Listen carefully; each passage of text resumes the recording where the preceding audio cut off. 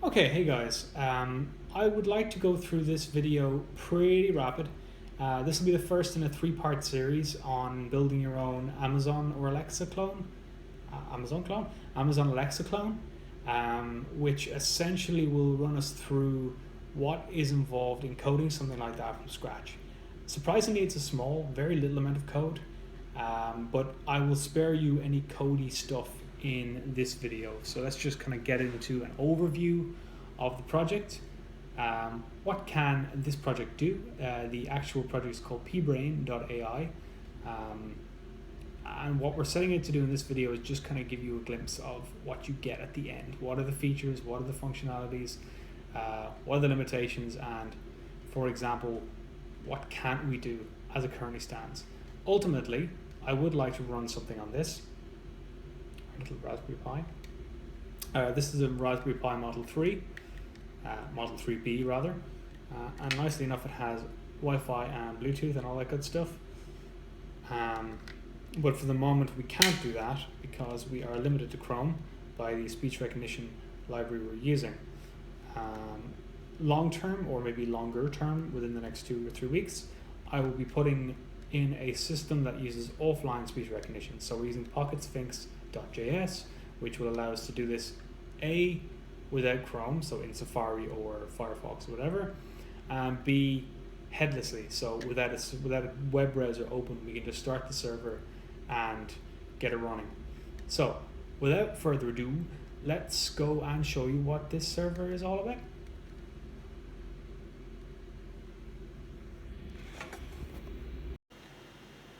So we're greeted with two windows in front of us here. The first one is our terminal. Well, sorry, the second one is our terminal from where we will launch pbrain.ai, or at least start the server.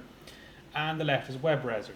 So this whole thing was done in Node.js and bootstrapped for the UI. It's very, very simple. It was quick to build, and it uses the npm package manager to get all the dependencies we need to install or to start the server. So I've already run npm install, which pulled in all those dependencies, and now I'm going to run npm start. So pressing enter, we see that the port is 4567 and the IP address is there in front of us. Now the IP address is more for the server communicating with the browser internally, so we don't need to worry about that too much. We simply go to localhost 4567, which is the port specified in the terminal, and open it. And we're greeted with this. So this is a chat window. Everything in blue is the responses from the virtual assistant. Everything in grey will be our queries. We can simply ask for stuff. It's quite straightforward to do so. So we'll start with the time, because the time is a relatively straightforward one to kick things off with. So, hey brain, what time is it? Hey brain, what time is it? It is 3:58 p.m. And as you can see, it's figured out the fact that I wanted the time. On the right, you can see the actual query object, which is being sent to the server. The server has figured out that that's a time it's contextually a time query. And then it puts the query into its own little nested property so we can act on that. So just showing you that it's not tied to some funky keyword or a funky sentence. It's actually using contextualization via keywords, using NLP or natural language processing, the same way humans would figure out what another person is saying. We'll ask for the time in a slightly different way. Hey brain, what's the time? Hey brain, what's the time? It is 3:59 p.m. And there we have it. So what we have now is a demonstration of the fact that we're not just looking for a sentence, a specific sentence, we're actually looking for the context of a query. So that's time, pretty basic one. I think that's the one that people use an awful lot on Alexa or Siri, because they're too lazy to go to their phones. So bumping it up a little bit in terms of intensity, let's go for weather. So I can ask for the weather around me by just simply asking for the weather, or I can ask for the weather or temperature in a specific place. So I'll just start by asking what the weather is around me in Dublin. Hey brain, what's the weather in Dublin? Hey brain, what's the weather?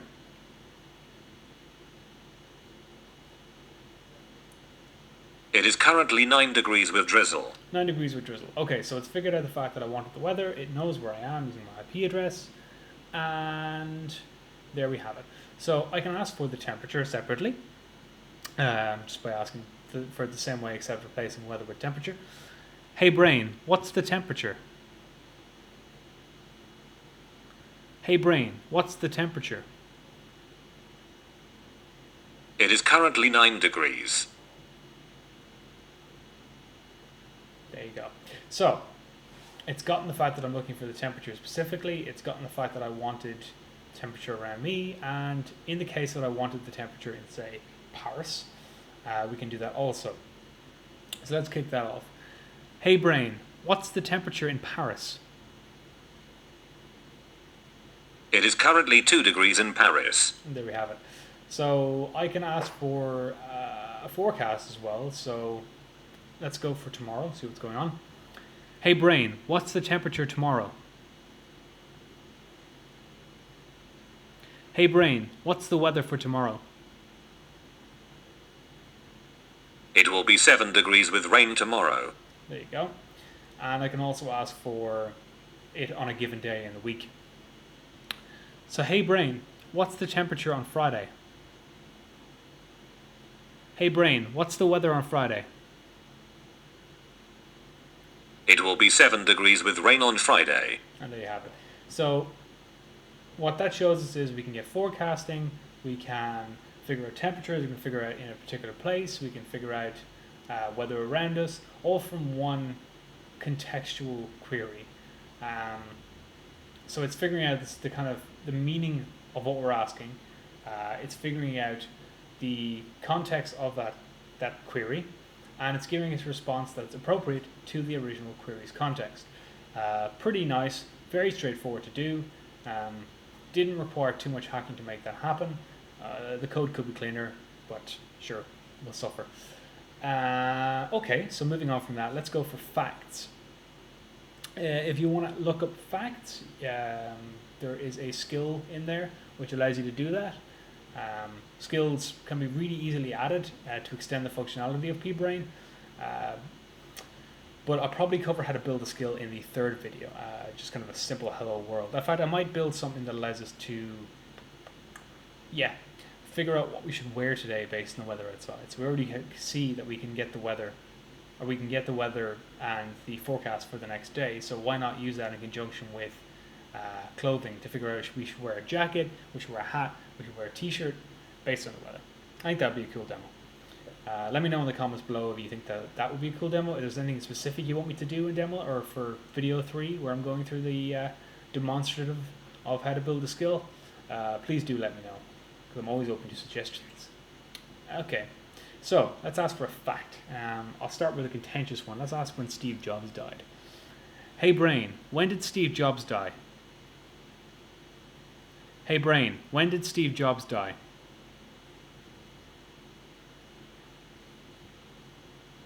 Looking up the fact now. Wednesday, the 5th of October, 2011. That's cool. Okay, so as we can see, it's figured out the fact that we wanted a fact, it's figured out the fact that we wanted it about a person, and it's figured out we wanted a fact about their death. That skill, the fact skill, that I just used to query there, is very, very straightforward. It actually looks at about 3 or 4 APIs, including DuckDuckGo and Wolfram Alpha, to get facts. So the information we're getting back is coming from other services, which are very easy to integrate. One thing I had planned on doing, which decided to split it into a separate module, was having Google search in there. That's not officially supported by Google. What I've actually done is adapted an Alexa skill, which allows people to search from Alexa to work with pbrain. Now all that really took was stripping out the actual function part, removing the Alexa bits, and putting it into a skills format. Now I basically didn't change any of the code to get it to run. I removed some Alexa specific stuff, which is about the extent of it. So let's try that anyway and see how well it works. Hey brain, ask Google what day is tomorrow.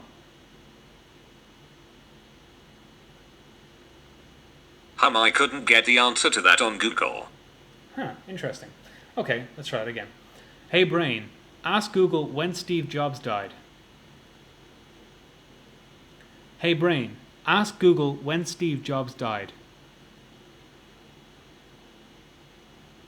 Steve Jobs, date of death, the 5th of October, 2011. There you have it. So it's come back with a separate response that was different from the one we had above. And you can see in the right pane, the terminal window, that it's actually pulling it from Google, or at least it knows it's a Google query. So another thing that people like to do with their Amazon Echoes is set a timer. Now, recent surveys of usage of the Amazon Echoes shows that timer is the most frequently used piece of functionality that the Echo has. So obviously we need that too. This one is a little bit more difficult. You have to break it down into different segments for setting a timer for a day or an hour or a minute and something. But it's working here via a timer skill. So let's set a timer for 10 seconds, so you're not bored at your bicky waiting for a timer for a day. Hey brain, set a timer for 10 seconds. Okay, timer set for 10 seconds. And there you have it, it's counting down. So we should hear a notification from our server Hey there, your timer is finished. to let us know that the timer is done. And you can set that for any amount of time, day, minute, weeks, combination of any of those. And it's handy for cooking, I find. It's also handy for anything that requires a finite amount of time. But it's nice to have all the same. The other thing that the Amazon Echo and both Siri and the Alexa client can do is play music via your voice. So ask for a specific song by a specific artist or some music by an artist and get a response back that has that song or whatever. And also being able to start and stop that song is pretty handy. So let's see if that works with Brain. Drum roll please. Hey Brain, play If I Ever Lose My Faith in You by Sting.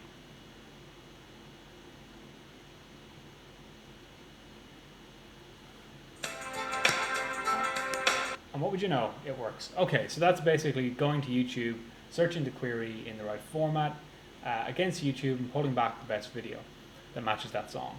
Pretty basic. You can also play and pause via voice commands. I won't play anymore because I don't particularly want to get into copyright infringement territory. But as you can see there, I picked something fairly middle of the road, so it didn't offend anyone. But there's a couple other things you can do. The last two things I'll show off in this particular video of the skills that I've already built. One is flipping a coin. So let's try that now.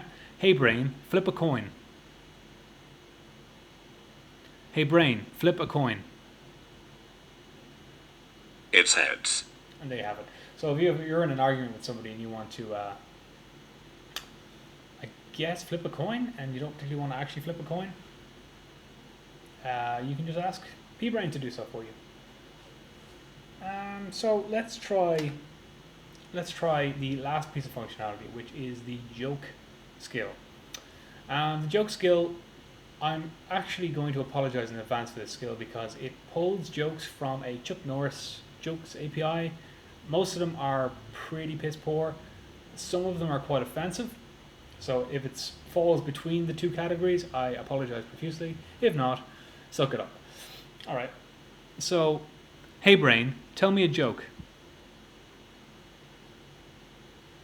Chuck Norris knows 28 words in 32 distinct languages that rhyme with orange.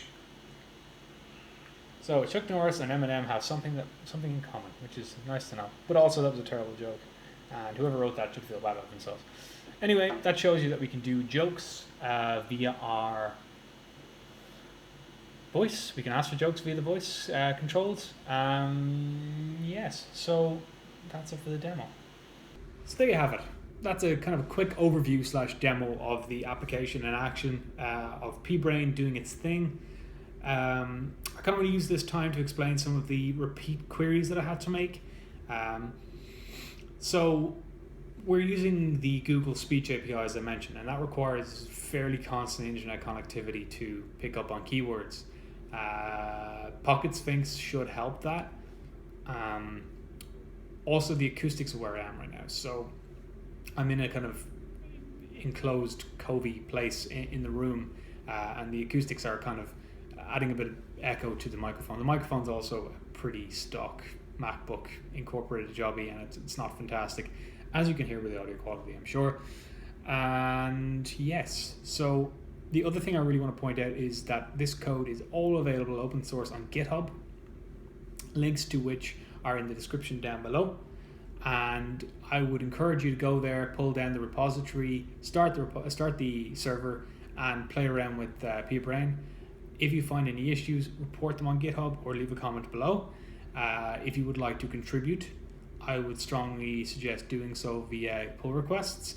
If you want to check out how to build a skill to do absolutely anything, look in the skills repository. There's also a quick tutorial on adding a skill, or a quick kind of explanation on adding a skill in terms of code and in terms of setup in the README and the actual project description on GitHub. So do that there. I'll go through the skills, as I said, on video 3. But until then, please feel free to dig about. And yes, really looking forward to the next video with you guys, which should be this time next week. If you have anything you want to ask me, please do so. Comments below again. If you liked it, thumbs it. If you didn't, that thing. If you would like to keep up to date with updates in terms of where I am with this project, other AI related stuff which I'll be doing after this series. I might even go into talking about contextualized music if you're interested. In the later video, please subscribe. Subscriptions matter to me for some unknown reason, possibly personal vindication. But until the next time, guys, happy tinkering and have a good one.